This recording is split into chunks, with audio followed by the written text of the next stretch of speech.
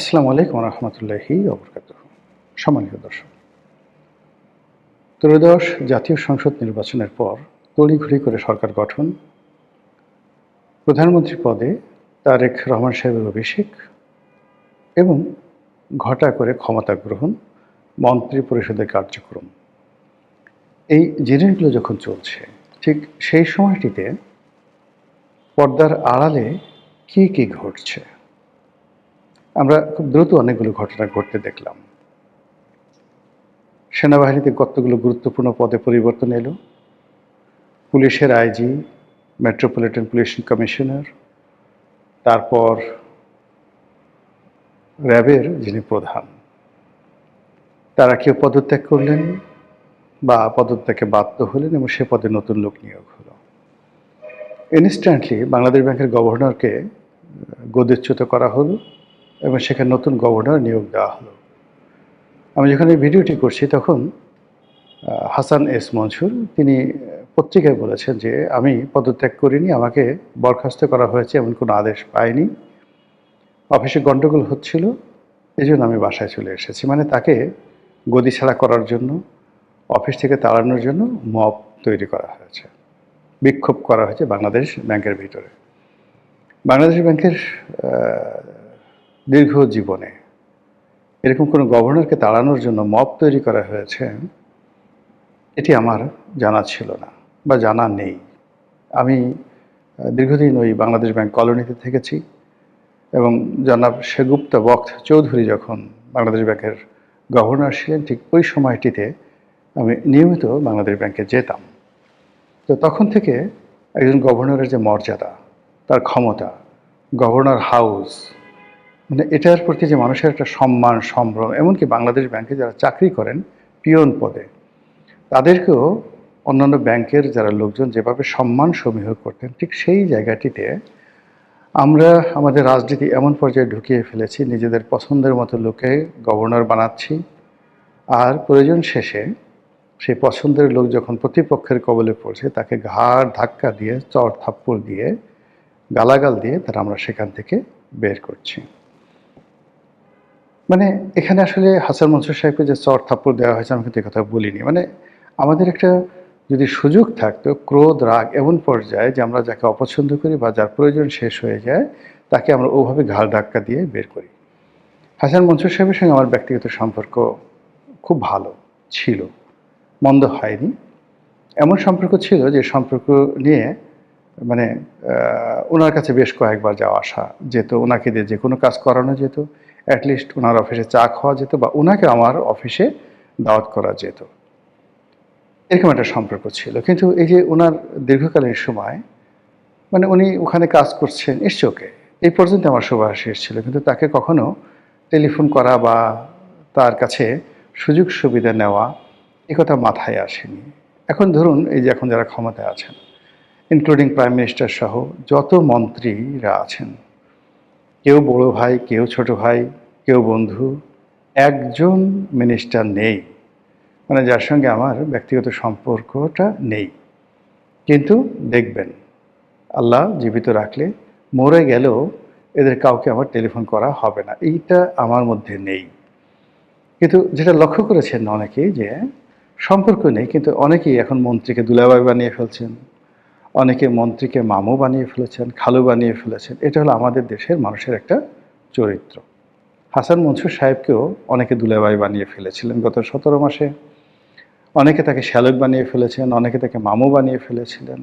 এবং ওই বাংলাদেশ ব্যাংকের মধ্যেই তেলবাজি কাকে বলে, এবং হাসান মনসুর সাহেবের মতো একজন যাকে বলা হয় সাদামাটা মানুষ, উনি ব্র্যাক ব্যাংকের চেয়ারম্যান ছিলেন। আমি একদিন বললাম যে ভাই, আপনি ব্র্যাক ব্যাংকের চেয়ারম্যান হলেন কি করে, কয় টাকা বেতন পাচ্ছেন, আপনাকে কত টাকা দিয়ে সেখানে রাখা হচ্ছে? সে বলেছে, রনি ভাই, মানে আসলে এটা একটা অলংকারিক পোস্ট, আমার আসলে এখানে কিছু করার থাকে না, এ সবই ব্র্যাকের লোকজন করে, আমি শুধু বোর্ড মিটিংয়ে যাই, এই বোর্ড মিটিংয়ে অ্যাটেন্ড করার জন্য একটা নির্দিষ্ট মানে টাকা দেওয়া হয়। এই হলো ব্র্যাক ব্যাংকের চেয়ারম্যানের ক্ষমতা।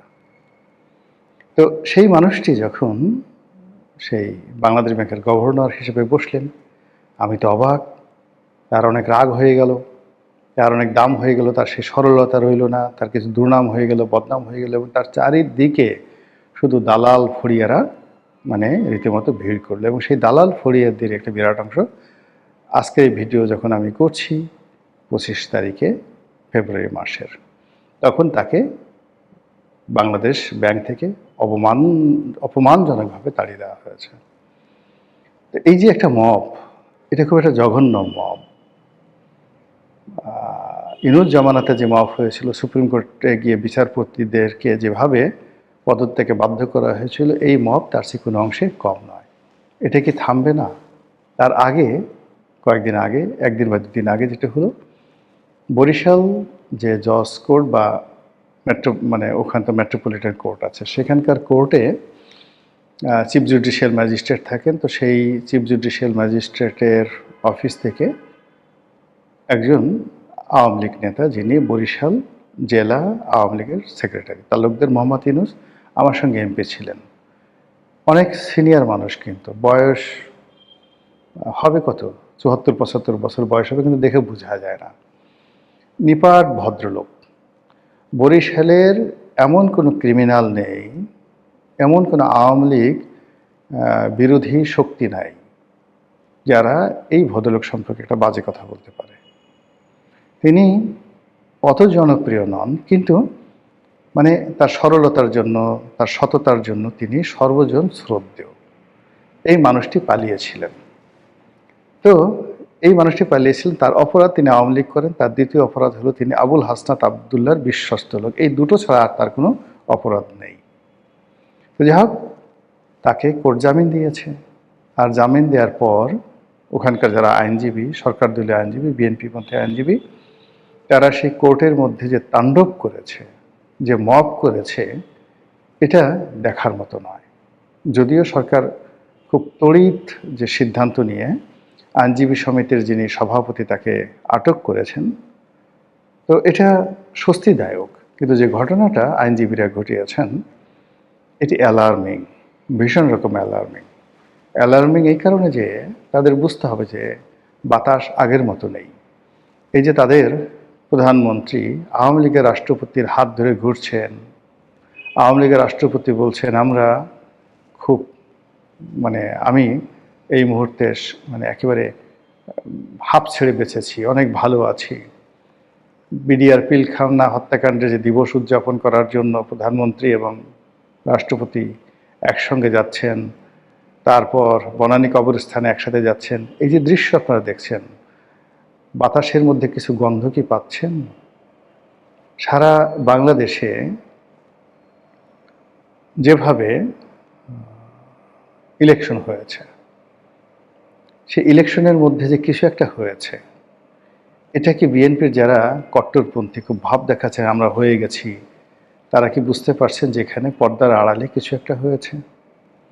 হঠাৎ করে তারেক রহমান সাহেব যে কয়দিন আগে বললেন যে তার দেশে আসাটা তার উপর নির্ভর করে না, তার মা অসুস্থ, মরণাপন্ন, হাসপাতালে, জ্ঞানহীন, ঠিক সেই সময়টাতে তিনি আসতে পারছেন না। আর অলনে ছাড়েন 25 তারিখে তিনি যে এসে গেলেন, হঠাৎ ঘোষণা দিলেন যে আমি আসছি। আপনি কি এর বাতাসের গন্ধ টের পাচ্ছেন যে কেন তিনি এতটা সাহসী হলেন? স্ত্রী এবং কন্যাকে নিয়ে তিনি চলে আসলেন এবং সবাই তাকে স্বাগত জানালো। এই যে তিনি বাংলাদেশে এলেন, তার মায়ের জানাজা হলো, সেই জানাজাতে ভারতের পররাষ্ট্রমন্ত্রী এলেন। আর তিনি ক্ষমতা গ্রহণ করার সঙ্গে সঙ্গে ভারত তার ভিসা উন্মুক্ত করে দিল। দলে দলে বাংলাদেশের লোক এখন কলকাতাতে যাচ্ছে, কলকাতা থেকে দলে দলে লোক বাংলাদেশে আসছে। রামপাল বিদ্যুৎ কেন্দ্রের যে প্রধান নির্বাহী পদে ভারতীয় নাগরিক যোগদান করেছে, এটার ইঙ্গিত কি বিএনপির লোকজন বুঝতে পারছে কি হচ্ছে? যদি বুঝতে না পারে, তাহলে এই বাতাস, যে বাতাস এখন বিএনপির দিকে আছে, এই বাতাস কিন্তু জামাতের দিকে চলে যাবে, নির্ঘাত জামাতের দিকে চলে যাবে। তো কাজেই এই যে মববাজি বিএনপির জামানাতে এই দুটো ঘটনা বললাম, হয়তো আরও অনেক ঘটনা ঘটেছে যেগুলো পেপার পত্রিকায় আসছে ছোট ছোট করে, কিন্তু উল্লেখ করার মতো নয়। যেমন এই যে মবটা যেখানে গভর্নরের সাথে হয়েছে, এই মব যদি পুলিশ বাহিনীতে মিস্টার সাজ্জাদের সাথে হতো, আমি সাজ্জাদ সাহেব যিনি আছেন মেট্রোপলিটন পুলিশ কমিশনার, সেই মেট্রোপলিটন পুলিশ কমিশনার পদত্যাগ করলেন, এটা আমি কোনো অবস্থাতেই মেনে নিতে পারছি না। তাকে রেখে দেওয়া উচিত ছিল, তাকে মর্যাদা দেওয়া উচিত ছিল। বিএনপির এই মানুষটির প্রতি কৃতজ্ঞ থাকা উচিত ছিল। কারণ এই মানুষটি যমুনার সামনে যে ইনকিলাব মঞ্চের বিক্ষোভ সমাবেশ ছিল, আগে হাদির বিচার তারপরে নির্বাচন, এবং সেটা যদি এই একটি মানুষ যদি একটু ঢিল দিয়ে দিতেন, নির্বাচন হতো না। লিখে রাখতে পারে নির্বাচন হতো না। আমি তখনই তাকে নিয়ে একটা স্ট্যাটাস দিয়েছিলাম, এবং তিনি সেই ঘর থেকে একটা গেঞ্জি পরে হাতে লাঠি নিয়ে স্যান্ডেল পরে এসে যেভাবে সেই মব নিয়ন্ত্রণ করেছেন। যমুনা সামনে যে নাটক হচ্ছিল, এই গত 17 মাসে যমুনার সামনে অনেক নাটক হয়েছে। সেই নাটকের বিনিময়ে বহু ইতিহাসের যে পালা বদল হয়ে গেছে বাংলাদেশে। তো সেই নাটক করতে দেয়া হয়নি। যে সাজ্জাদ সাহেব এত বড় একটা কাজ করলেন, তার পুরস্কার কি হলো? বিএনপি ক্ষমতা আসার সঙ্গে সঙ্গে তিনি পদত্যাগ করতে বাধ্য হলেন। এটা ঠিক না। এই সময়টাতে এই যে বিএনপিতে ক্ষমতা আনার পেছনে মিস্টার বাহার আইজি, তার একটা বিরাট ভূমিকা ছিল। সঙ্গে সঙ্গে 15 দিন পরেও করা যেত, কিন্তু সঙ্গে সঙ্গে তাকে এখান থেকে বাদ দিতে হবে। এই কাজগুলো ভালো হয়নি। সাজ্জাদ সাহেব বা র্যাবের যিনি কর্তা, তাকেও চলে যেতে হলো। 1 সপ্তাহ পরে যেতে পারতো, বা 1 মাস পরে যেতে পারতো। তো যা কিছু হচ্ছে এখানে এই সময়টাতে খুব দ্রুততার সাথে হচ্ছে। এত ভালো নয়। এত দ্রুত যখন কোনো কিছু করতে যায় কেউ, আমরা যেভাবে চা খেতে গিয়ে খুব তাড়াতাড়ি খেতে গিয়ে জিহ্বা পুড়িয়ে ফেলি, এভাবে অনেক কিছু দ্রুত করতে গিয়ে অনেকে জিহ্বা পুড়িয়ে ফেলতে পারেন। ফলে বিএনপি জমানাতে যে মব যে কয়টি হয়েছে, এই পর্যন্তই ক্ষান্ত হন। এরপরে যেন কোনো মব না হয়, তাহলে আবার সেই মবের রাজত্ব তৈরি হবে, এবং যারা চলে গেছেন তাদের মধ্যে ঐক্য তৈরি হয়ে যাবে। এমনকি দেখবে যে ডক্টর মোহাম্মদ ইউনূস, আমেরিকা, তারপর ভারত, শেখ হাসিনা, দিল্লি, জামাত সব একসাথে হয়ে গেছে। এখানে দেখুন, এখনো পর্যন্ত আমেরিকা খলিলুর রহমান সাহেবকে নেওয়া হয়েছে, কিন্তু আমেরিকা এই সরকারের উপর যে ওইভাবে গ্রিন সিগন্যাল দিয়েছে, এখনো সব দেশ, চায়না এসে দাওয়াত দিচ্ছে আমাদের দেশে আসেন, জাপান বলছে আমাদের দেশে আসেন, কিন্তু আমেরিকা এখনো পর্যন্ত তার দেশে নিতে তারেক রহমান সাহেবকে দাওয়াত দেয়নি এখন পর্যন্ত। আমেরিকা ভ্রমণের দাওয়াত এখনো দেয়নি। ডোনাল্ড ট্রাম্প একটা চিঠি লিখেছেন, খুবই অবমাননাকর, এবং সেখানে তিনি যে শব্দটি উচ্চারণ করেছেন, ডিসাইসিভ। বাংলাদেশের সঙ্গে আমেরিকা যে চুক্তিগুলো হয়েছে ইউনূস জামানাতে, এই চুক্তিগুলো যদি বাস্তবায়ন হয় তাহলে কি হবে? দেশের যে দীর্ঘকালের ইতিহাস রয়েছে, ঐতিহ্য রয়েছে, সেই চুক্তি বাস্তবায়নের ফলে সব কিছু পরিবর্তন হয়ে যাবে। এই পরিবর্তনের শব্দটি ডিসাইসিভ দ্বারা ডক্টর মোহাম্মদ ইউনূসের মাধ্যমে আমাদের ডোনাল্ড ট্রাম্প নবনিযুক্ত প্রধানমন্ত্রীকে তিনি স্মরণ করিয়ে দিয়েছেন। এবং এই ডিসাইসিভ শব্দটি সাধারণত ব্যাটেলের সাথে, যুদ্ধের সঙ্গে ব্যবহৃত করা হয়। যেখানে যুদ্ধ সেখানে decisive. The decisive battle of Gaugamela, the decisive battle of Waterloo. এই যুদ্ধের সঙ্গে এই শব্দটি ব্যবহার করে আপনি ইতিহাস দেখেন যে ওই যুদ্ধের ফলে পুরো ইতিহাস, সাহিত্য, সংস্কৃতি, রাজ্য, পট, সিংহাসন সব কিছু উলটপালট হয়ে গেছে। সেই শব্দটি ব্যবহার করেছে আমেরিকা। কাজেই সতর্ক হন, সাবধান হন, ধীর স্থিরভাবে সব কিছু করেন। হয়তো আল্লাহ চাহে তো আপনাদের বরকত হলেও হতে পারে। আসসালামু আলাইকুম রহমতুল্লাহি ওয়া বারাকাতুহু।